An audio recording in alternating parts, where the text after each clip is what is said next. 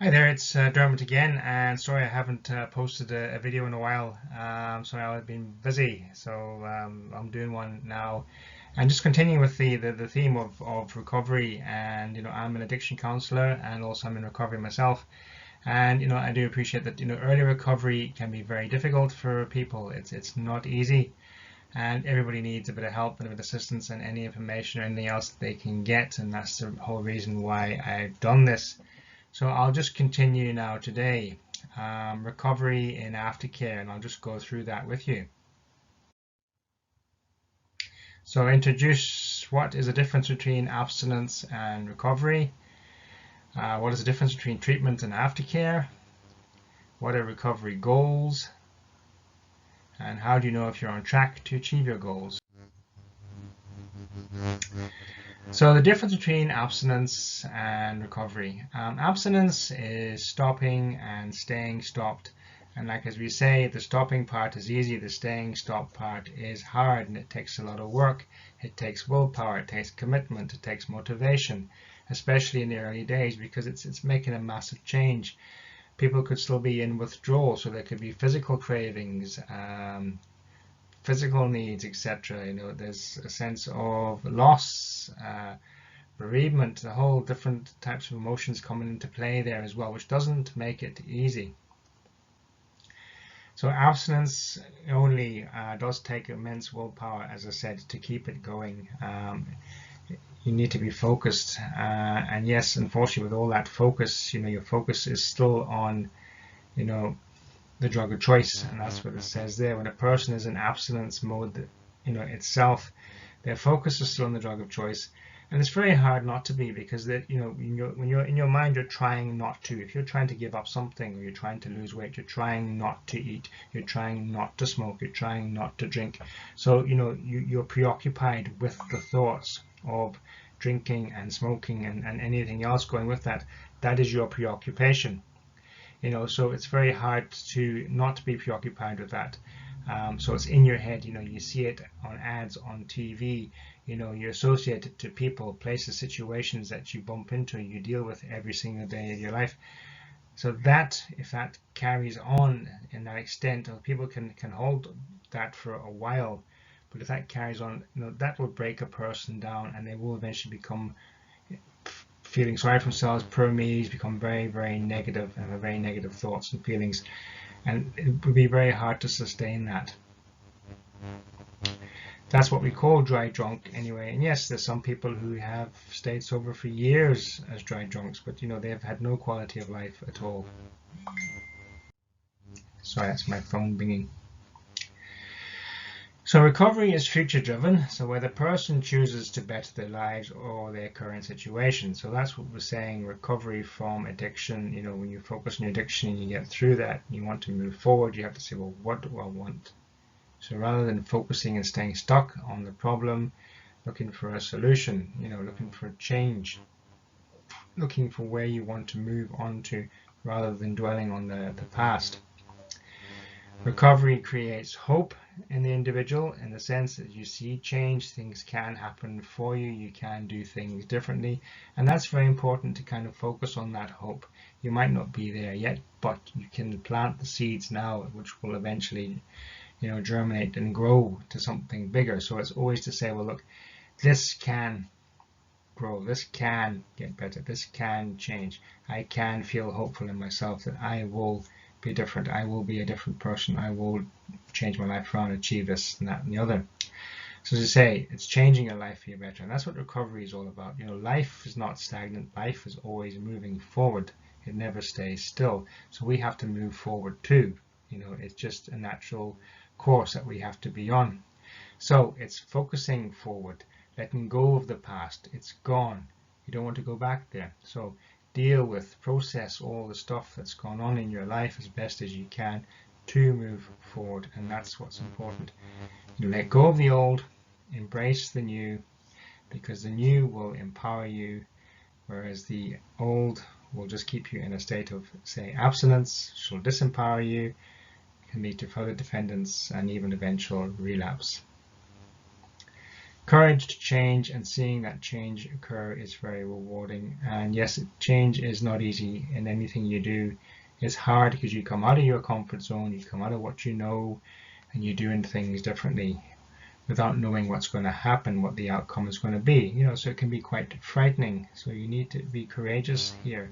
But when you start to see results, the rewards are huge, because you suddenly realize, my God, I can actually do this. This is bigger than me, but I can do this. And I can work forward and I can move forward.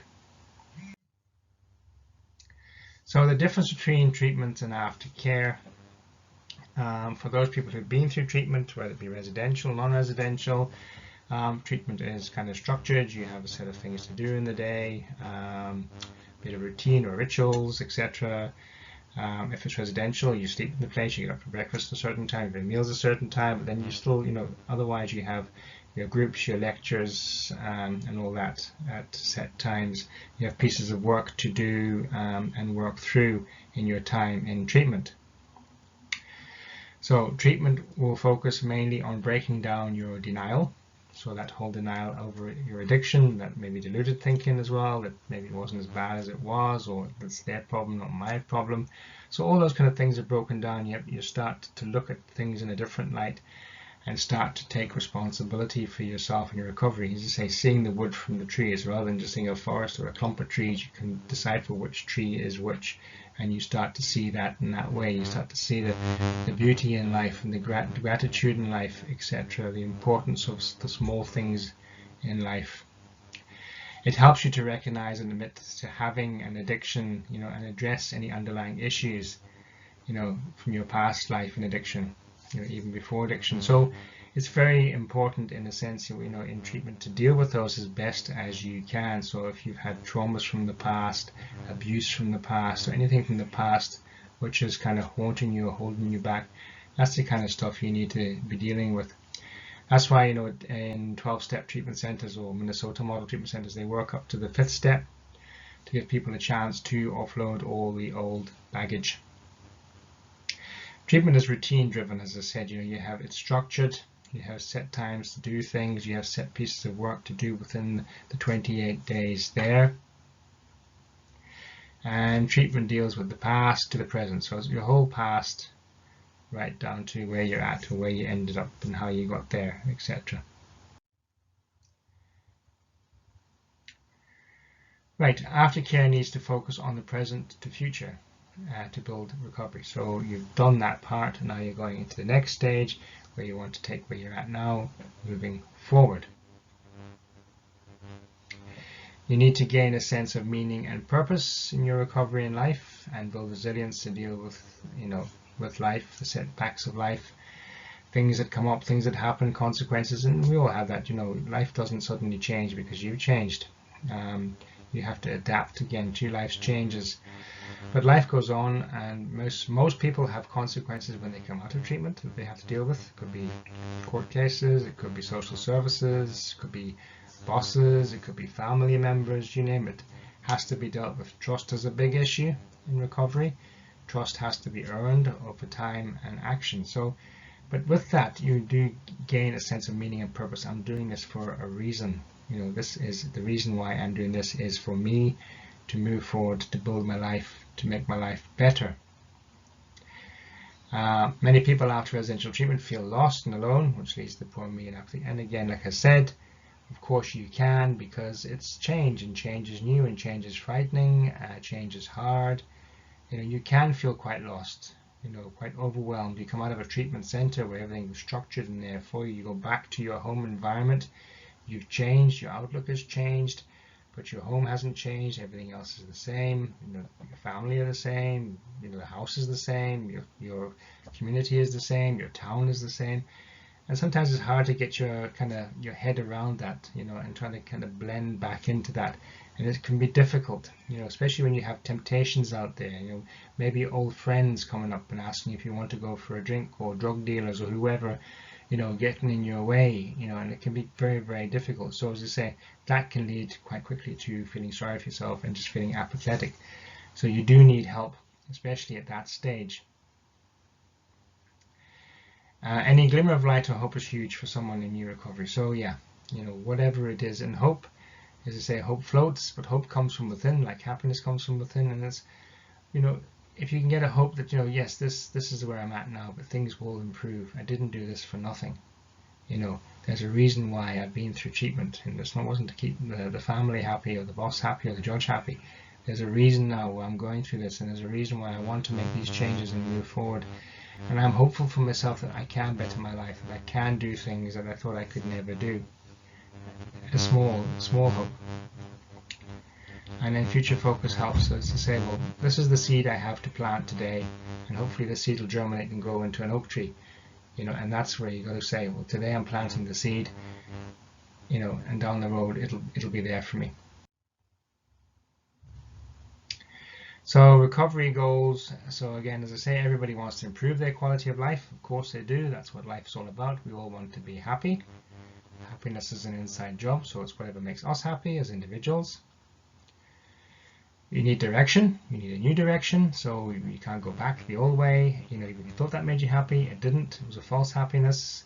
Especially if you do a cost-benefit analysis, you'll see that, you know, you were probably 90% unhappy and 10% happy in addiction or in your addicted life. So you need direction. You need to know where you're going, what you want to do, what you want to be. You know, and even if you're not too sure, you know, at least you have that knowledge that you want to make changes in your life. You want to move forward.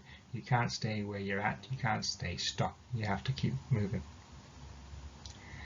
Goals are positive and elicit both positive feelings, thoughts, and in turn create more. So they, you know, they're self-fulfilling in the sense. When you have a goal, even a small little goal, and you start on that, it will create a bigger goal and a bigger goal and a bigger goal, and it'll keep going. So people who set goals are more committed and motivated because they've got something to work towards and moving forward, and they're less likely to drop out of their aftercare or relapse. And goals are best kept specific, kept simple, kept achievable. Don't be making them too big that you know you'll never reach them. It's something that you can do in your own time, etc. You know, examples there: 2 a.m. meetings a week on a Saturday and a Wednesday. You know, specific. You know exactly what days you're going to go, what time, when. Meditate each morning. What time will you meditate? Is it before breakfast or after breakfast? Go for a walk in the evening. Take the dog for a walk. What time? Will it be at 8 o'clock or 9 o'clock? You know, so things that you will kind of fall into kind of a routine and have something to look forward to doing, and change them as you go along. It doesn't have to be the same thing every day. Most people relapse not due to unresolved issues from the past. Yes, they're still there and have to be dealt with, but from not having any sense of purpose or direction. So if you come out and you're running around like a headless chicken, of course, that's how you're going to feel, and everything's going to become on top of you. But if you come out and you say, right, well, look, you know, I have still got trauma from my past, which I need to deal with. I still have abuse from my past, which I need to get help with. But I will get there, but first I need to do this, that, and then the other. I need to build myself up, build my resolve and recovery, get good recovery behind me, so I'm able to deal with these situations or deal with these life events in a better frame of mind. And quickly become disheartened and feel that this recovery is not working for them. So if you don't do that, this is what will happen. You know, and this whole instant gratification thing, it's not happening fast enough. It should be happening yesterday. Look, life is, you know, life is, or recovery, you know, is not an event. Recovery is an ongoing journey, you know, so it keeps on evolving. Like life keeps on evolving, you know, so are you, and so is your recovery. So things do happen and they will fall into place in their own good time. Just remember that. You don't have to rush anything, because if you try and rush it, it's going to backfire. Others become complacent. So complacency is a big one. I've seen that people in early recovery, they're feeling so good when they come out of treatment that they feel that they're cured and they don't need any more help. And they go through the so-called honeymoon period, but then bang, they hit a brick wall, they can't manage, and they relapse. So just to summarize all this for you, just, you know, small changes. That's all it is. A small change now can make a huge difference in the future. You take a ship on, say, on a course from Europe to America, and if you put it 1 degree out on the compass, you know, by the time it gets to its destination, that'll be a huge difference between, you could be a difference between New York and Miami, really. You know, and that's, you know, how one small change can make a huge difference. So it's small changes can make huge differences, but keep making those small changes. And never accept setback as a failure, just an adjustment. You know, we all make mistakes in life. It's okay to make mistakes. In fact, if we didn't make mistakes, we would never learn. I learn from nearly all my mistakes more than I learn from the things I get right, because you know you don't want to do it again. So it's an adjustment. It's not a mistake. It's an adjustment. So if you get something wrong or you don't do it the way you'd like it to be, change. You know, make that adjustment and do it differently. And that's how we learn. That's how we move forward. And always ask for help. It's not shameful to do so, but it is a courageous act, because we come from a place where we're full of ego, full of self-importance. We think to ask for help is beneath us because we thought we knew it all. But you know, to ask for help is a very humbling act, and it does take courage to do it. So, you know, do ask for help, because we all need help. Anyway, that's the end of this talk, and thanks very much for tuning in, and I promise I will be quicker in getting the next one out. I won't leave you waiting this long. But anyway, have a great day, and you know, I'll chat to you later. Okay, take care. All right, bye-bye.